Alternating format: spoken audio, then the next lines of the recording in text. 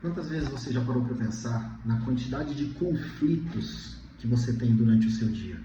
Seja ele no pessoal ou no profissional. Estava pagando matéria essa semana em resolução de conflitos na faculdade e surgiu exatamente esse assunto.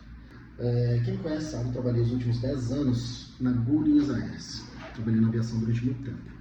E aquele ambiente caótico e cheio de problema.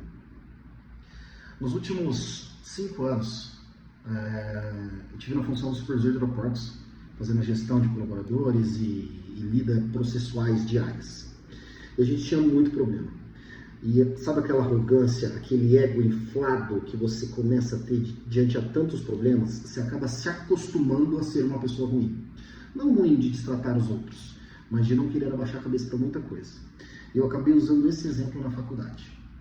Certo dia, eu estava na sala de embarque após um início de atendimento totalmente ruim, tumultuado, 6 horas da manhã, aquele caos no aeroporto, todos os voos atrasados, enfim, a cabeça do gestor ela já está pilhada e cheia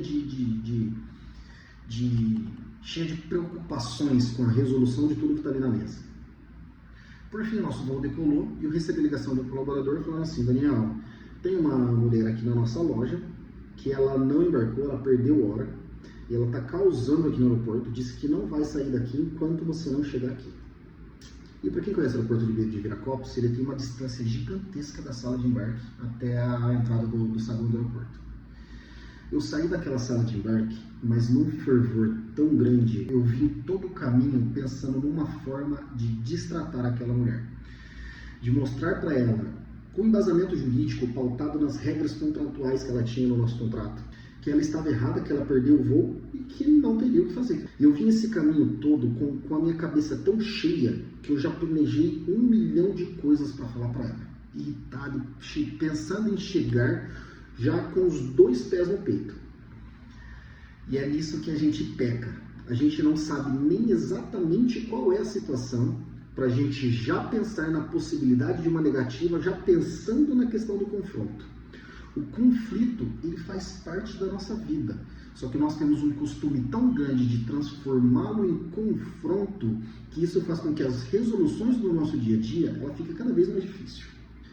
Por fim, na hora que eu cheguei no saguão do aeroporto, perguntei para o colaborador, eu falei, cadê a mulher? Ele falou, está sentada ali. Na hora que eu olhei para ela estava sentada de costas para mim, e eu fui na direção dela. Na hora que eu cheguei nela, eu falei, bom dia, mas de uma forma tão grossa e tão arrogante, que depois a gente para analisar, né? Não tinha necessidade. Depois de eu falar o bom dia para ela olhou para mim de baixo para cima, falou, bom dia, tudo bem? Você é o Daniel? Eu falei, sim, sou eu. Falou, você pode sentar aqui um minutinho para a gente conversar? Mas ela falou de uma forma tão mansa, de uma forma tão segura, tão tranquila, que aquilo me quebrou. A forma com que ela me tratou, ela fez com que todo o meu fervor, toda o meu grau de nervosismo naquele percurso todo se quebrasse na forma com que ela conduzia a nossa conversa.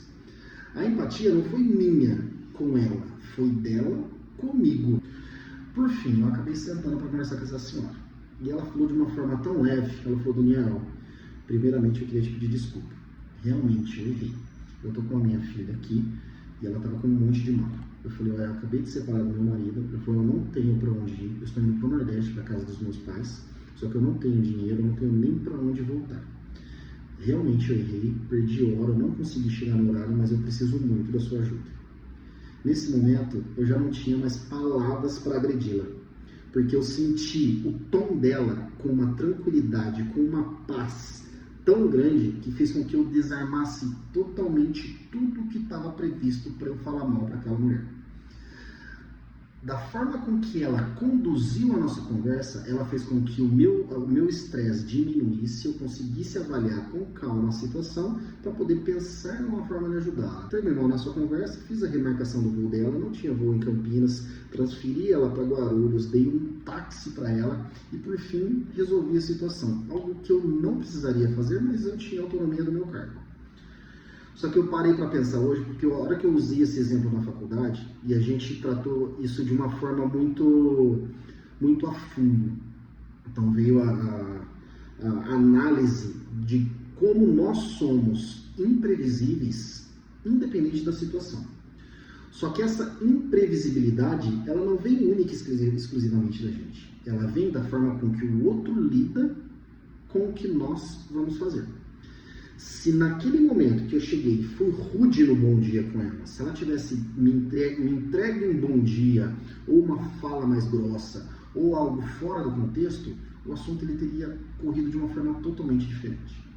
Então a gente precisa parar para analisar, a gente não sabe a dor da outra pessoa, seja ela um cliente ou seja ele um prestador de serviço.